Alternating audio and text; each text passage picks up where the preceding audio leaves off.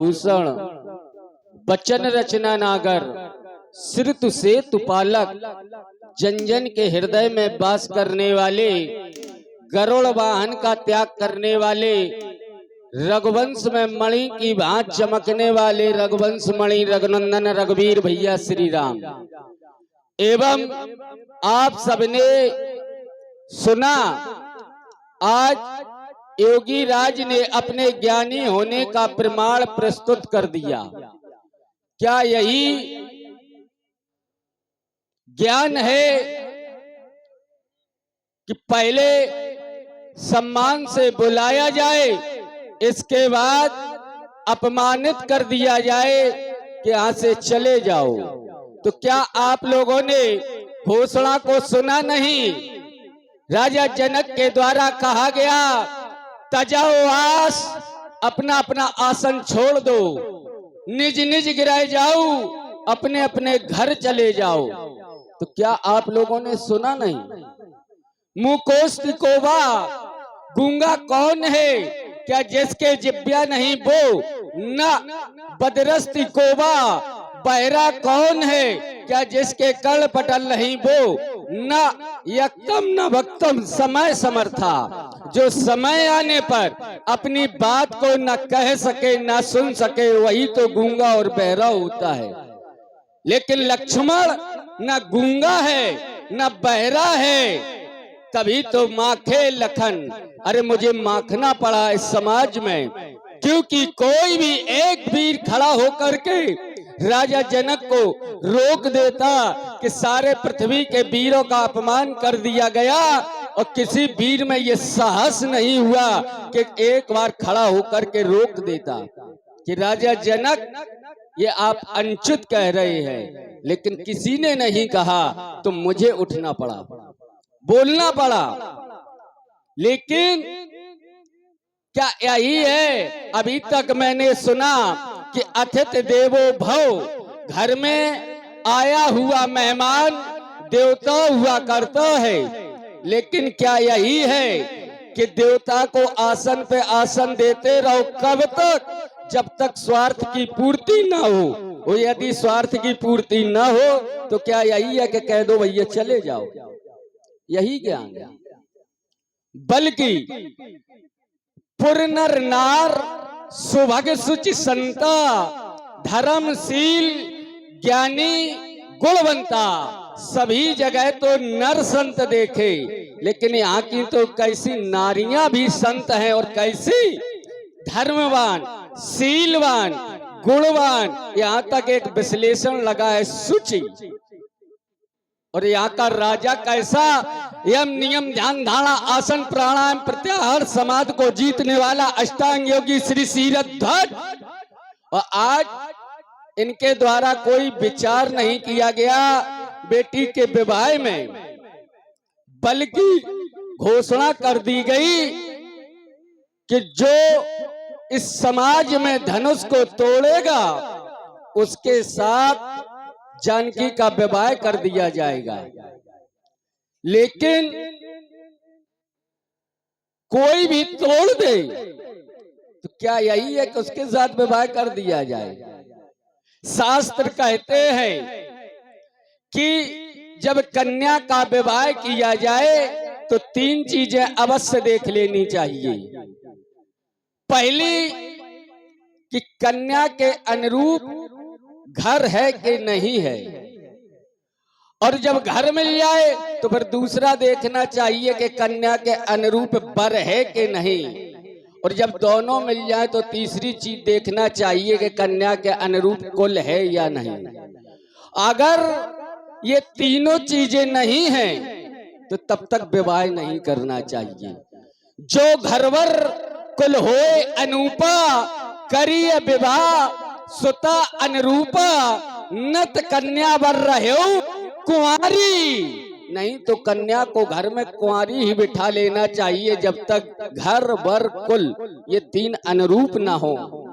लेकिन राजा जनक के द्वारा ये विचार नहीं किया गया।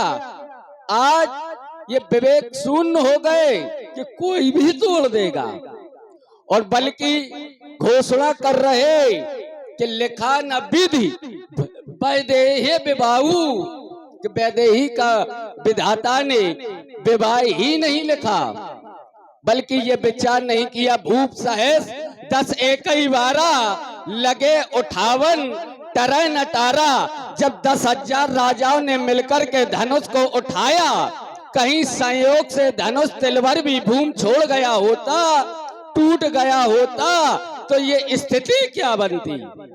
ये किस राजा को अपनी पुत्री देते या इतनी पुत्रियां कहां से लाते, ये विचार नहीं किया गया, बल्कि कोई भी तोड़ दे। और मैं जानना चाहता हूं, क्या आपने जानकी की कुंडली को पढ़ लिया? कैसे कह दिया कि विधाता ने वैदेही का विवाह नहीं लिखा?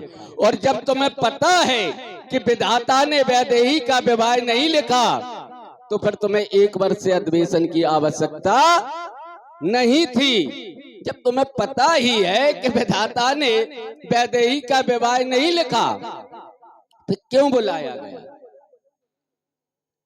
मैं जानता हूं कि राजा जनक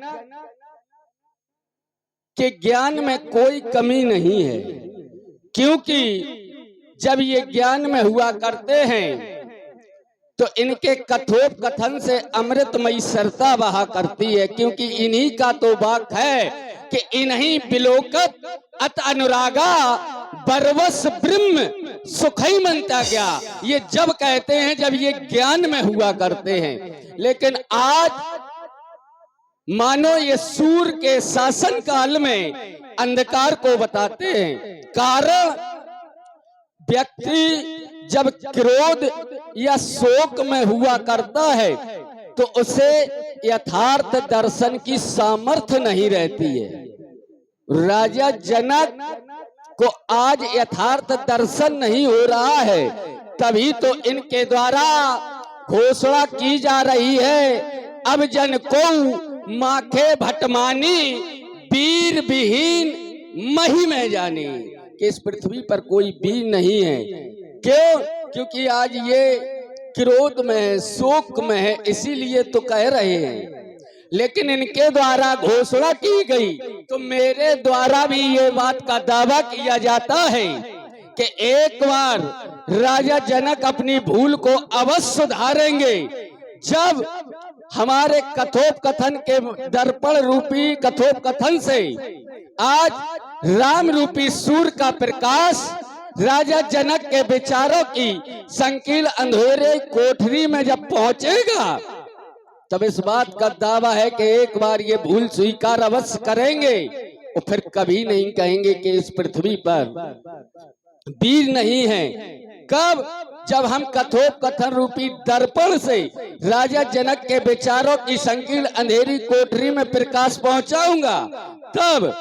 और अगर ये सीधे सीधे ये राम रूपी सूर्य का प्रकाश लिया होता तो ये कभी भी ना कहते कि इस पृथ्वी पर कोई वीर नहीं है।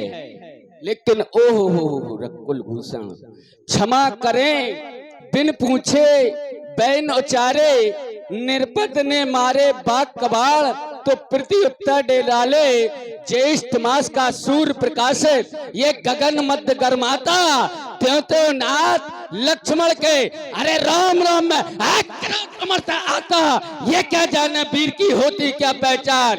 जिस दिन वीर नहीं होंगे उस दिन ये धरा नहीं होगी, वीरों से सोन धरा तो धरती माँ का क्या होगा। ये परदेसी राजा राज करेंगे तो भारत माँ का क्या होगा।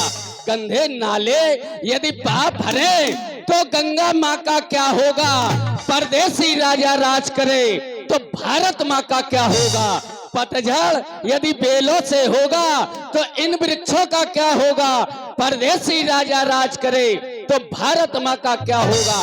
वरदान ना पूरा हुआ गर, जब पुष्प वाटिका में जानकी जी ने माँ गौरा की वंदना की तो वरदान मिला, सुन सिए सत आशीष हमारी, पूजा मन कामना तुम्हारी, नारद वचन सदा सुसाचा, सोबर मिले जाय मन राचा, मन जाए राज्य मिले ही सोवर, सहेज सुंदर सावरो, करुणा निधान सुजान शील, स्नेह जानत रावरो। यदि वरदान न पूरा हुआ घर तो गिरजा माँ का क्या होगा। परदेसी राजा राज करे तो भारत माँ का क्या होगा। अरे जनक, तुमने सोच समझ कर बात नहीं निकाली। क्यों? ये संभाषण कैसा बधे, ये संभाषण कैसा बधे। अरे गत दिवस कहा अमराई में, अरे गुरुवर के चरणों में नमकर धरोवै रूप आ गया विरम। क्या वसुंधरा पर मुनवर, जिनको लखमन मयूर अनुराग ताग में बनता है। अरे जो सदा विरम में रमा रहा, मृदु श्याम गात में रमता है। हो गई विलीन भावना क्या, हो गई विलीन भावना क्या, क्यों त्याग दिया इनसे इसने। ये संभाषण कैसा बधे, ये संभाषण कैसा बधे। अरे इतना ही नहीं, फिर मकसाला में बुलवाकर सुंदर सुखद उच्च आसन पर बैठलाया। अरे ये मुनि के समेत अपना सब वैभव दिखलाया। अरे आज उत्तर देने में सधे, ये संभाषण कैसा बधे, ये संभाषण कैसा बधे।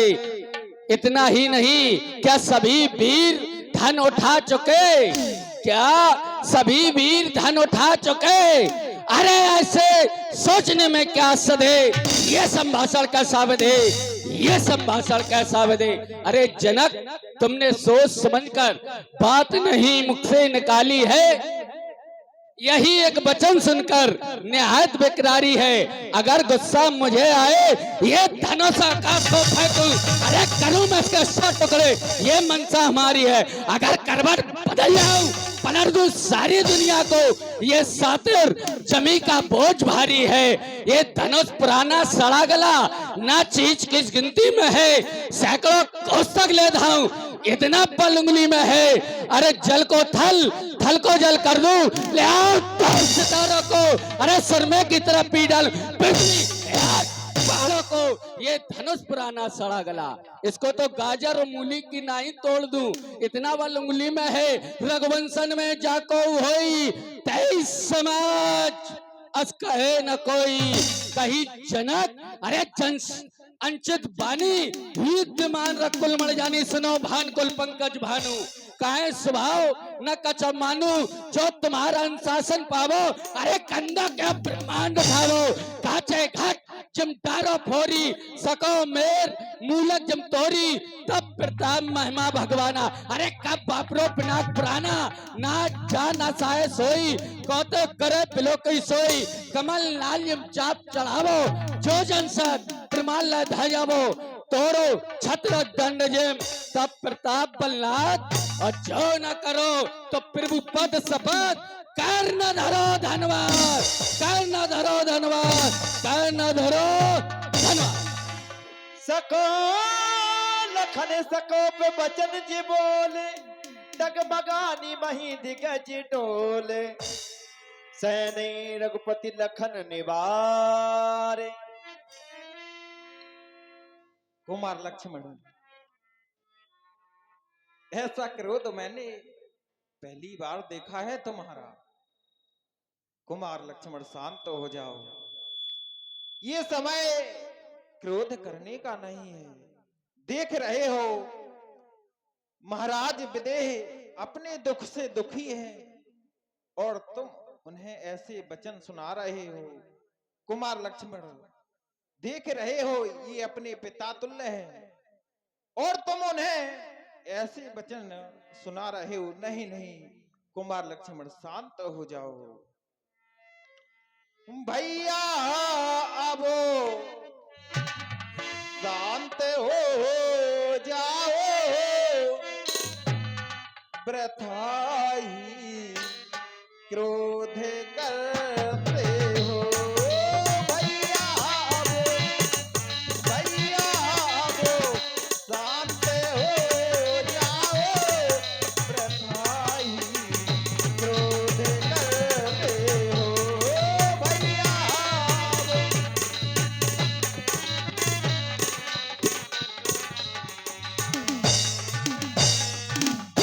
और जो तुमने कहा कि पृथ्वी वीरों से खाली, तो ऐसा नहीं हो सकता।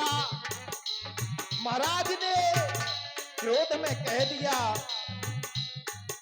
भला सो जो धरा वीरों से खाली किस तरह होगी भला।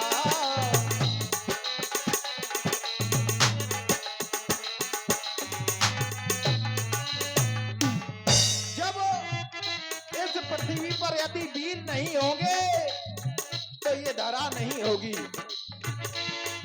ना होंगे वीर पृथ्वी पर धरा उस दम नहीं होगी। ना होंगे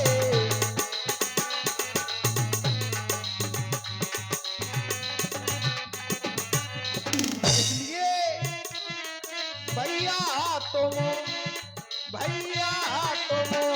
शांत हो जाओ, वृथा ही क्रोध करते हो भैया तुम।